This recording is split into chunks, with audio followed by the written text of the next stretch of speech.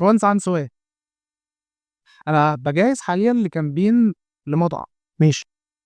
وعندي اشكاليه في حاجه من الاتنين، هل اصرف الفلوس بتاعه الميزانيه على ان انا اجيب فود بلوجر ولا احطها في الاعلانات احسن؟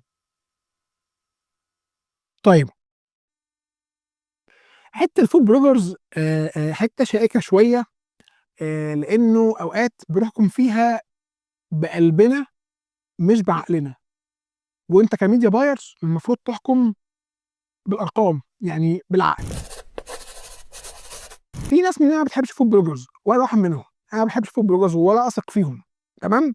وفي شريحه كبيره من السوق بقت كده، ويجب ان نعترف ان هم فقدوا جزء من الثقه او الويت بتاعهم في السوق، ولكن مازال ليهم ثقه، مازال ليهم ويت او ثقه في السوق، مازال في شريحه كبيره بتصدقهم. فانا سؤالي ليك هيبقى: انت معاك بادجت تسمح انك تجيب فود بلوجر ولا لا؟ ده سؤال مهم قوي. هريحك. لو انت معاك بادجت تجيب فود بلوجر، هات حد على قد ميزانيتك.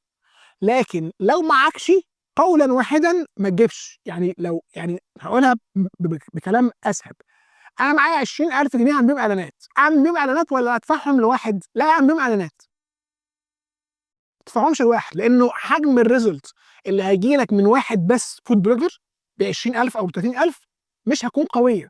لكن نفس ال 20 او 30,000 دول لو خدتهم عملت بيهم اعلان صايع، فيديو حلو مطرقع، عرض خصم محترم بجد فعلي، خد واحد وعليه واحد بجد لمده حتى لو يوم معين او حاجه، هيعمل لك مبيعات محترمه جدا، هيعمل لك ماركتنج وبراندنج محترم جدا بنفس ال 20 30 الف جنيه دول. لكن لو انت معاك بادجت كفايه تسمح انك تعمل ادز وتجيب فود بلوجرز، هات فود بلوجرز عشان هم مازال ليهم ويت قوي جدا في السوق. ما تحكمش بقلبك، احكم بعقلك بما يقتضيه مصلحه البيزنس بتاعك.